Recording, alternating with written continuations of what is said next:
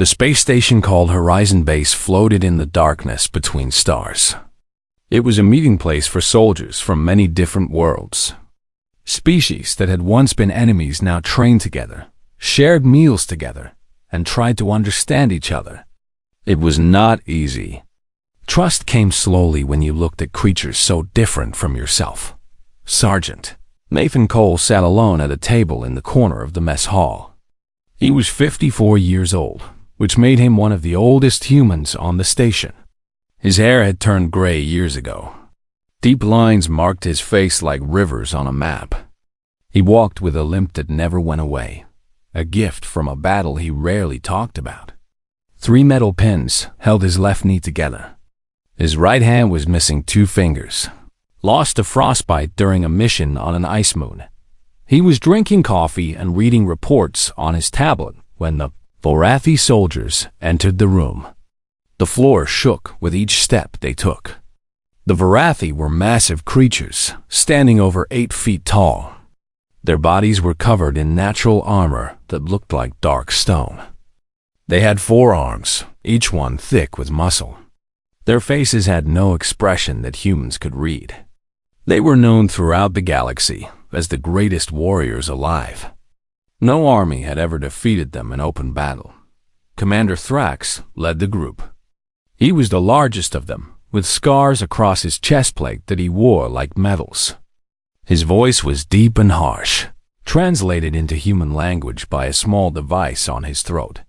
The mess hall grew quiet as the Vorathi walked past the tables. Other species moved out of their way. Small blue Thishans pressed against the walls. The insect-like cricks stopped their clicking conversations. Even the other humans looked down at their food, avoiding eye contact. Thrax noticed the group of human soldiers sitting near the back. There were 5 of them, young and nervous. Among them sat old Nathan Cole, still reading his tablet as if nothing had changed. The Vorathi commander walked over to their table. His shadow fell across them like a blanket. "Look at what the humans sent to war," Thrax said loudly. Everyone in the mess hall could hear him. Children and old men. "Is this the best your species can offer?" Private Lisa Morris started to stand up. She was 22 years old and full of fire. But Cole reached out and put a hand on her arm. "Sit down," he said quietly. "Eat your food, but Sarge," I said, "sit down." Thrax made a clicking sound that was his version of laughter. "The old one knows his place. He knows that humans are weak, fragile. Your bones break like dry sticks. Your skin tears like paper. You have no armor, no claws, no strength worth mentioning." Cole continued reading his tablet. He did not look up. "I have studied your species," Thrax continued. He was enjoying himself now. Other Vorathi gathered behind him, adding their clicking laughter to his. "I read about your history, your culture.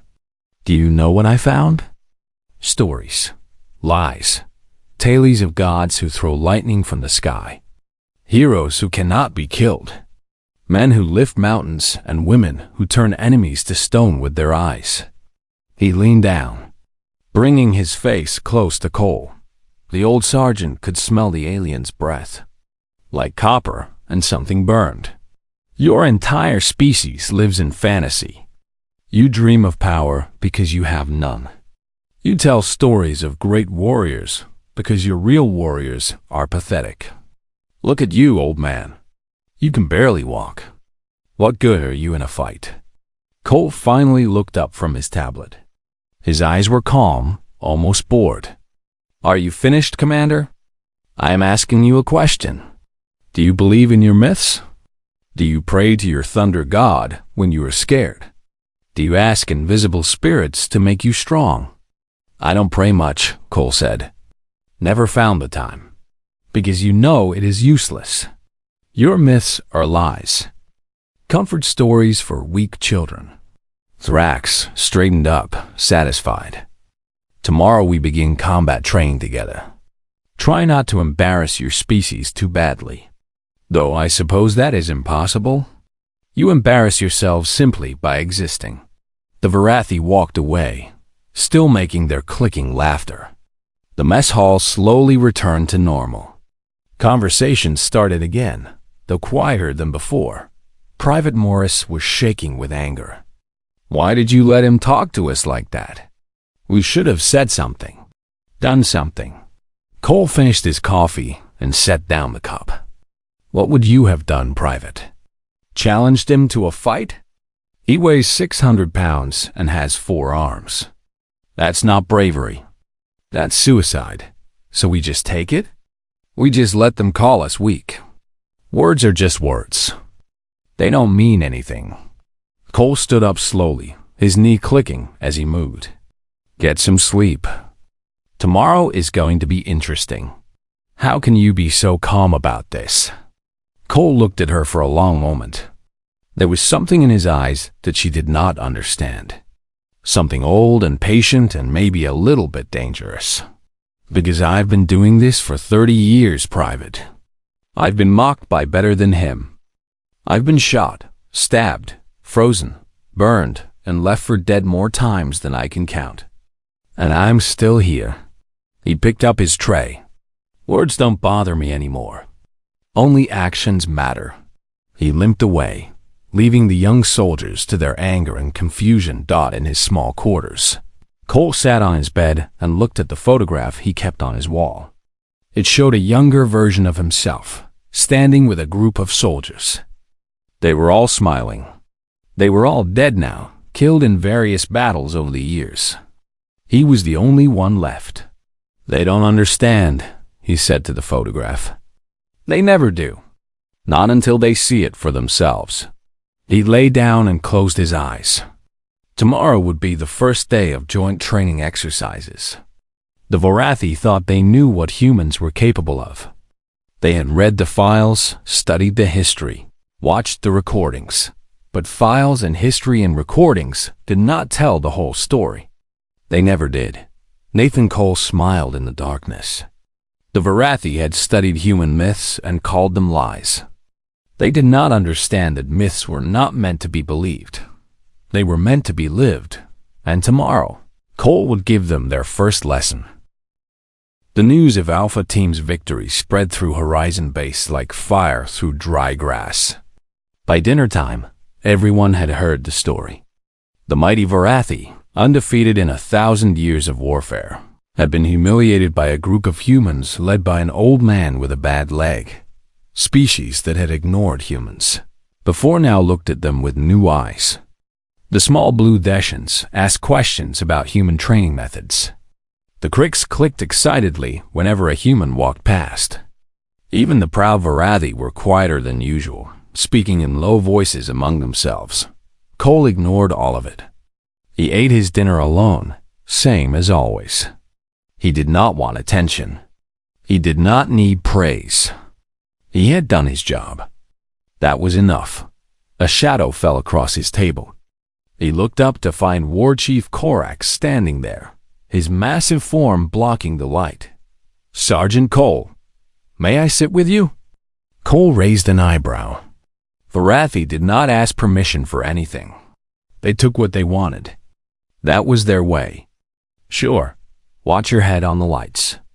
Korax lowered himself carefully onto a bench designed for creatures half his size. It creaked under his weight, but held. "I have come to ask questions. About today. About your species. Ask whatever you want." Commander Thrax mocked your myths. Your stories of gods and heroes. I did not join his mockery, but I admit I did not understand why such tales mattered. Korax paused, searching for the right words.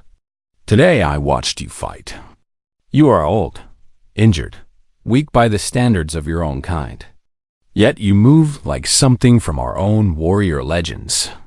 I do not understand how this is possible." Cole set down his fork. "You want to know our secret?" "Yes, there is no secret." "Not really." Cole leaned back in his chair. "The myths Thrax laughed at are not about real beings. We know that. Even our ancient ancestors knew that. Zeus never actually threw lightning from the sky.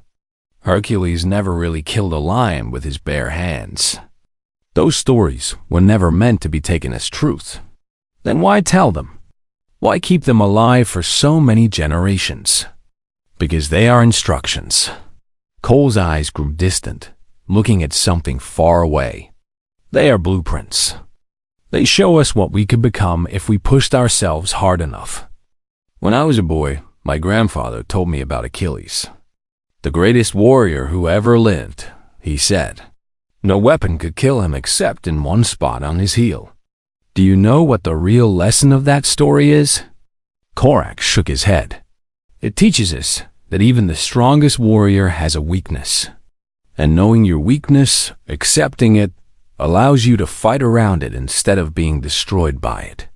Cole tapped his bad leg. I know exactly where my heel is, Chief. I plan for it. I work around it. My weakness is not a surprise to me, so my enemies cannot use it against me. But the way you fought in the arena is the result of 30 years of training and 20 years of combat. Nothing magical about it. I have been shot, stabbed, burned, and beaten. I have lost friends and watched them die. I have made mistakes that cost lives. Each time, I learned something. Each time, I got a little better. Cole shrugged. We do not believe our myths are real, Chief. We believe we can make them real. Every generation tries to live up to the heroes of the past. And in trying, they become heroes for the future. Korax was silent for a long time. The mess hall buzzed with conversation around them, but at their table, there was only quiet. The Varathi have no such myths, he finally said. Our history records only what happened, exactly as it happened. We do not add to stories. We do not imagine things that did not occur. We write down the truth and nothing else. And that is why Thrax could not understand what he saw today. He thinks in terms of what is. Humans think in terms of what could be. He looked at me and saw an old man with a broken body. He did not see the 1,000 battles I have survived. He did not see the lessons I have learned. He did not see the myths I carry in my heart. This is a dangerous way of thinking. Everything worth doing is dangerous, Chief. Another long silence. Then Korax did something Cole had never seen a Varathi do. He bowed his head, a gesture of respect that their species only gave to equals. Thank you for this lesson. Sergeant Cole, I will think about it for a long time. After Korax left, Cole sat alone with his cold food and his thoughts. The mess hall emptied slowly as soldiers returned to their quarters. He did not move. He was thinking about his grandfather, dead now for 40 years. The old man had fought in wars that most people had forgotten. He had carried shrapnel in his back until the day he died. But every night, he would sit with young Nathan and tell stories. Tales of heroes and monsters. Legends of warriors who never gave up, no matter how bad things got. Those stories are not about gods, his grandfather had said once. They are about us, about what we can become when we stop making excuses and start making sacrifices. Cole had not understood then. He was just a child. But he understood now. Myths were not fantasies. They were goals. They were the finish line that humans ran toward, generation after generation. Never quite reaching but always getting closer. The Varathi had mocked those myths because they could not see the truth hidden inside them, but they were starting to understand now. Korax had taken the first step. Others would follow, and one day, maybe the whole galaxy would learn what humans had known for thousands of years. The power of a story was not in believing it was true. The power was in trying to make it true. Cole finished his cold coffee and smiled in the empty mess hall. There was still work to do. The training arena was the largest room on Horizon Base. It stretched for 3 kilometers in every direction. A massive dome that could create any battlefield using advanced holographic technology. Mountains, forests, cities, deserts. Anything the instructors wanted could appear with the press of a button. Today, The arena showed a ruined city. Buildings stood broken and burned. Streets were filled with rubble and destroyed vehicles. Smoke drifted through the air, thick enough to taste. It looked like a real war zone because it was based on real war zones that humans had fought in for centuries. General Catherine Webb stood in the observation room above the arena. She was the commander of all human forces on the station. Beside her stood War Chief Corax, the senior Varathi officer. Unlike Commander Thrax, Corax was quiet and thoughtful. The scars on his body showed that he had seen many battles, but he did not brag about them. "The rules are simple," Webb announced through the speakers. "Alpha Team must rescue a hostage from the building in the center. Bravo Team must stop them. Training weapons only. Any hit counts as a kill and removes you from the exercise." Commander Thrax had placed himself in charge of Bravo Team. He had 8 Varathi warriors and 4 Theshans under his command. The Theshans were small, but very good with technology. They would operate the sensors and communications while the Varathi handled the fighting. Alpha Team was led by Lieutenant Marcus Webb, the general's nephew. He was young and eager to prove himself. His team had 6 humans, 3 Cricks, and Sergeant Nathan Cole. Cole had been assigned despite his age because there were not enough experienced soldiers available. Thrax's voice came over the radio. "This will be finished in 5 minutes. The humans cannot reach us. They are too slow, too weak, and too stupid." In the Alpha Team staging area, Lieutenant Webb gathered his soldiers around a holographic map. "We approach from the east. The Cricks can use their camouflage to scout ahead. Their color-changing skin should let them get close without being seen." "Lieutenant," Cole said quietly, "may I speak?" The young officer looked annoyed. "What is it, Sergeant?" "East approach won't work. Varathi have thermal vision. They see heat, not light. Crick's camouflage hides them from eyes, but their body heat will glow like a fire. The Varathi will cut them down before they get halfway there." Lieutenant Webb frowned. "Then what do you suggest?" Cole pointed at the map. "Sewers. They run under the whole city. The Varathi can't fit through most of the tunnels. Too big. And the heat from the pipes will hide our thermal signatures. Those tunnels are flooded. We would have to swim through some sections." "Yes, sir." "That's crazy. The Varathi would never expect us to." The lieutenant stopped. His eyes widened. "They would never expect it because they would never do it themselves." Cole nodded. "Their armor is too heavy. They sink like stones. Water is not an option for them, so they don't think about it as a danger. But humans are swimmers. We learned in rivers and oceans millions of years ago. And the Cricks are amphibious. They breathe underwater." Lieutenant Webb looked at his team. They were uncertain, maybe even scared. But they trusted the old sergeant. Something about him made people believe.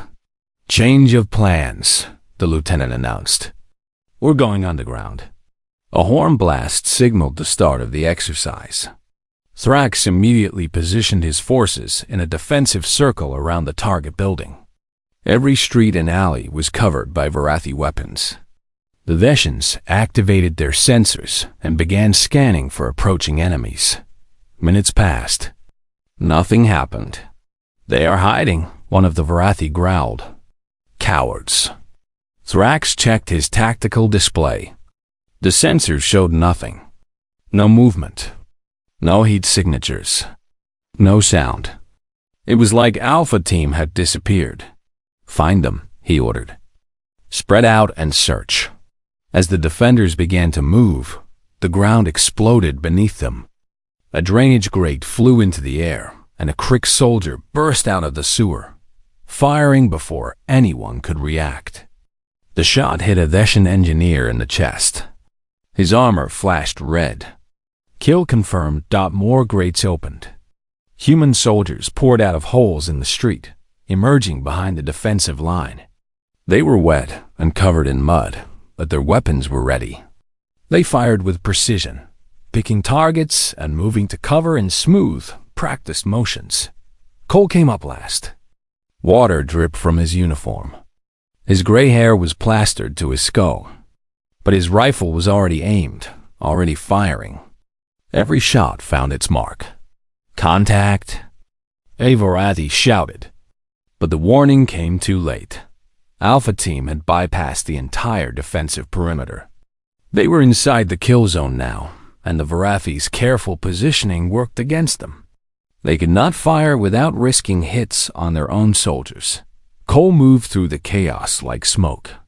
His limp was gone, replaced by smooth, efficient motion. He did not waste a single movement.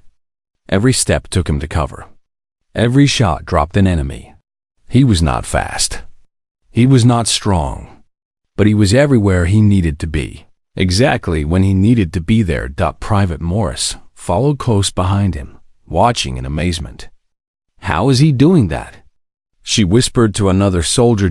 In the observation room, General Webb smiled slightly. War Chief Korax leaned forward, his eyes fixed on the old human sergeant. Your myths, Korax said slowly. They are not just stories. Webb did not answer. She watched as Cole led the final push into the central building. His team flowed around him like water around a rock. They moved together as one unit, each soldier knowing exactly where to go and what to do. The exercise ended 12 minutes after it began. Alpha Team extracted the hostage with only 2 casualties. Bravo Team had been completely destroyed. Thrax stood in the middle of the arena, surrounded by the bodies of his soldiers, all marked with the red glow of training kills. He could not understand what had happened.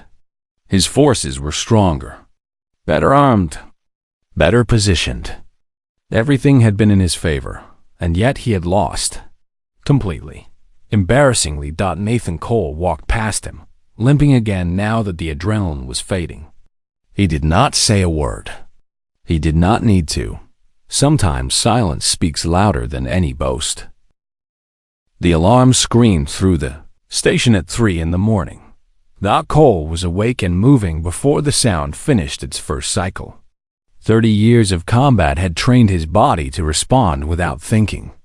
He was dressed and armed in 60 seconds, his rifle in his hands and his boots on his feet.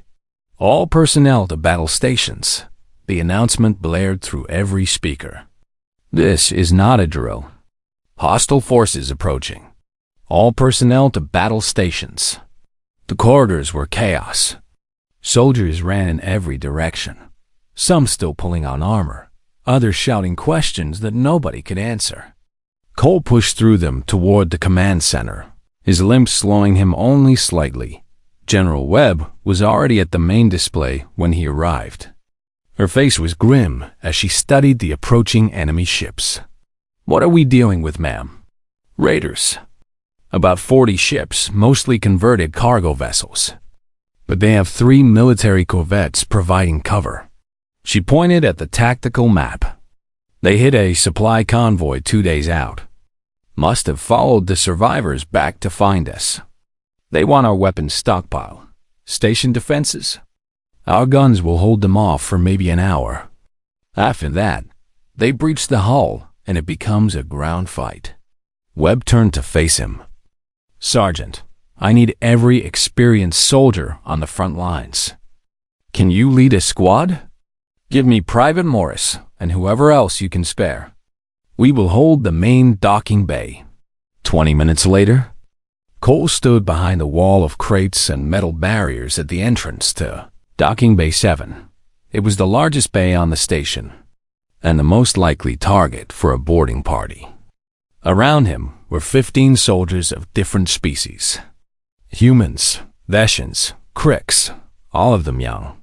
All of them scared. To his surprise, War Chief Korax had also come to fight beside them. 5 Orathi warriors stood with him, their weapons ready. Did not expect to see you here, Chief, Cole said. Korax made a clicking sound that might have been a laugh. After our conversation, I found myself curious to see how humans fight when the stakes are real. This seemed like a good opportunity. Might be your last opportunity for anything if this goes wrong. Then I will have learned a valuable lesson about human pessimism. The station shook as the first raider ship connected with the hull. Metal screamed as cutting tools burned through the walls. Then the docking bay doors exploded inward, filling the air with smoke and fire. A boarding shuttle pushed through the hole, ugly and angular, covered in weapons. It landed hard on the deck, and its ramp dropped with a crash. Raiders poured out, firing in every direction. They were a mixed group, different species in mismatched armor, all of them criminals and killers who made their living from violence. They expected to find chaos and fear. They expected easy targets. "Wait for it," Cole said calmly. "Nobody fires until I give the word." The raiders spread out, searching for enemies. They found only empty space. No movement. No targets. "Where are they?" One of the raiders shouted. Cole's voice came from speakers around the bay. "Looking for someone?" The barrier's hiding Alpha team suddenly became visible as their camouflage panels switched off. The raiders found themselves surrounded on three sides, with nowhere to run and nowhere to hide. "You can surrender," Cole continued. "Or you can die. Your choice." The raider leader raised his weapon to fire. He was dead before his finger touched the trigger. The battle for Docking Bay 7 lasted 93 minutes. 3 more shuttles breached the doors during that time, each one bringing fresh enemies. Each wave met coordinated fire and careful defense. Cole moved among his troops like a ghost. He appeared wherever the line was weakest. He reinforced positions that were about to break. A plasma blast hit his shoulder early in the fight. He ignored it and kept shooting. Another shot grazed his head, leaving a trail of blood across his scalp. He wiped his eyes and called out new orders. The Varathi watched him with growing amazement. Here was a creature half their size, already wounded, already old, fighting with a fury that matched their greatest warriors. "This is what humans call a veteran?" Korax asked during a brief pause in the fighting. Private Morris, crouched nearby, answered without looking away from the enemy. "This is what we call a stubborn old man who does not know when to quit. In Varathi culture, such a one would be honored as a living ancestor. We just call him Sarge." The final attack came from a direction no one expected. A group of raiders had found a maintenance tunnel and used it to get behind the defensive line. 8 of them came through a door at the back of the bay. Weapons ready. They found Nathan Cole waiting for them. What happened next became a legend. Cole, wounded and exhausted, held that doorway alone for 4 minutes. He used every piece of cover, every shadow, every trick he had learned in 30 years of war. When his rifle ran empty, he switched to his pistol. When the pistol ran empty, he pulled his knife. When the knife broke against enemy armor, he used his fists. He was not fighting to win. He was fighting to buy time. Behind him, Morris was leading wounded soldiers to safety through a side corridor. Every second Cole survived was another second for them to escape. Reinforcements finally arrived, cutting down the remaining raiders from behind. They found Cole sitting against the wall, surrounded by enemy bodies, bleeding from a dozen wounds. His eyes were still open, still watching the doorway, still ready for the next threat. "Clear," the rescue team announced. "Bay is secure." Cole nodded slowly. Then he closed his eyes. The medics rushed forward, shouting about blood loss and internal injuries. Cole did not hear them. He was already sinking into darkness, carried there by exhaustion and pain. His last thought before consciousness faded was that his grandfather would have been proud. Nathan Cole woke up 3 days later in the medical bay. The first thing he saw was Private Morris asleep in a chair beside his bed. Her head rested on her arms, and her uniform was wrinkled like she had not changed it in days. The second thing he saw was the wall behind her, covered from floor to ceiling with messages, drawings, and small tokens from soldiers throughout the station. "She refused to leave," a voice said. Cole turned his head slowly and found General Webb standing in the doorway. "Stayed here the whole time, except when I ordered her to eat something." "Good soldier," Cole said. His voice was rough and weak. "She learned from the best." Webb walked into the room and picked up a tablet from the bedside table. "You have become something of a celebrity, Sergeant. The story of your last stand has spread through the entire Coalition fleet. I have received messages from 17 different species asking about human training methods. I just did my job. You held a corridor alone against 8 armed enemies for 4 minutes. That is not a job. That is a myth." Webb set down the tablet. "Thrax came by while you were unconscious." Cole raised an eyebrow. "He stood here for almost an hour, just watching you sleep. Then he left us." Webb held up a small piece of polished material marked with ancient symbols. "It is called a warrior's acknowledgement. The last one was given out over 200 years ago. What does it mean?" "It means he was wrong about us. About you. About everything." Webb smiled. "Turns out our myths are not so pathetic after all." After the general left, Cole lay in the quiet medical bay, listening to Morris breathing softly beside him. He turned the Varathi token over in his hands, feeling the weight of it. 200 years. That was how long it had been since a Varathi gave this honor to anyone. And they had given it to him.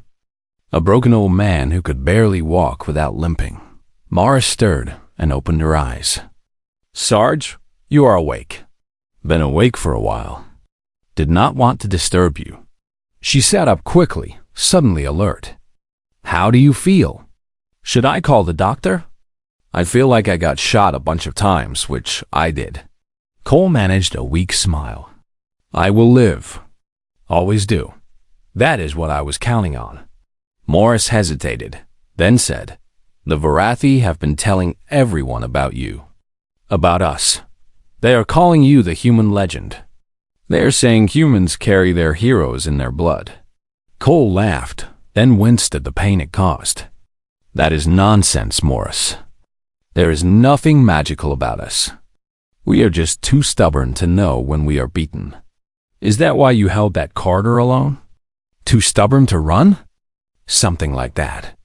He looked at the young soldier, seeing echoes of himself from decades ago. "The truth is, I was scared the whole time. Terrified. But the people behind me were counting on me. So being scared did not matter. I could be scared and fight at the same time." Morris nodded slowly. "That is what you were trying to teach us. With the sewers, with the training exercise. It is not about being brave. It is about fighting anyway. Now you are starting to understand." Cole closed his eyes, exhausted but satisfied. "Keep that lesson close, Private. Teach it to the next group of recruits when they arrive. That is how we keep our myths alive." "Yes, Sarge." In the weeks that followed, the Coalition changed in ways nobody expected. Varathi commanders began requesting human advisors for their units. Training programs were redesigned to include what they called the human doctrine. It taught that limitations could be overcome through clever thinking, that weakness could become strength, and that the spirit of a warrior mattered more than the size of their body. Commander Thrax, humbled by everything he had witnessed, became one of the strongest supporters of cooperation between species. He often told the story of the old human sergeant who had shown him that true power had nothing to do with muscles or armor. In the official records of Horizon Base, a new entry was added to the history files. It told the story of a battle, a corridor, and a wounded soldier who refused to fall. That story spread to every corner of known space, carried by traders and soldiers and diplomats to worlds that had never met a human before. They called it the Legend of the Last Stand. But those who were there knew the real truth. It was not about one man's courage. It was about the wisdom of 10,000 years of human storytelling. All those myths and legends and impossible heroes had been distilled into a single moment of refusal to give up. Cole returned to duty 2 months later. His limp was worse now, and new scars marked his body. But he still trained the young soldiers. He still ate alone in the mess hall. He still read his reports and drank his cold coffee. Sometimes Korax would join him for dinner. They would sit together in comfortable silence. Two old warriors who had found unexpected respect for each other. "I have been thinking about what you told me," Korax said one evening. "About myths being instructions. About stories showing us what we could become. And the Varathi are beginning to tell new stories now. Stories about humans. About what you did during the battle." Korax paused. "About you." Cole shook his head. "I am not a hero, Chief. I am just an old soldier who got lucky. That is not how the stories tell it. Stories always get things wrong. Perhaps." Korax leaned back, his massive form somehow looking peaceful. "But perhaps that is the point. The story of Nathan Cole does not need to be perfectly true. It only needs to inspire, to show what is possible." Cole thought about that for a long moment. He thought about his grandfather and the tales he used to tell. He thought about all the soldiers he had trained over the years. He thought about Morris, now leading her own squad, teaching her own recruits the lessons he had taught her. Maybe Korax was right. Maybe the truth of a story mattered less than its effect. Achilles probably never existed. But the idea of Achilles had inspired warriors for thousands of years.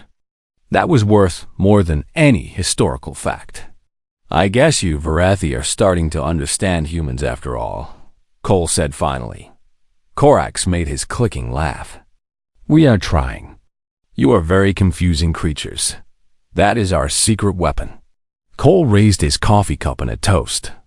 "Keep them confused and they cannot beat you." The two warriors sat together as the station turned slowly through the darkness of space. Outside, stars burned with ancient light. Inside, stories were being told, stories of humans. Stories of courage. Stories of an old man who had shown the galaxy that myths were not lies. They were promises. And Nathan Cole had kept his promise.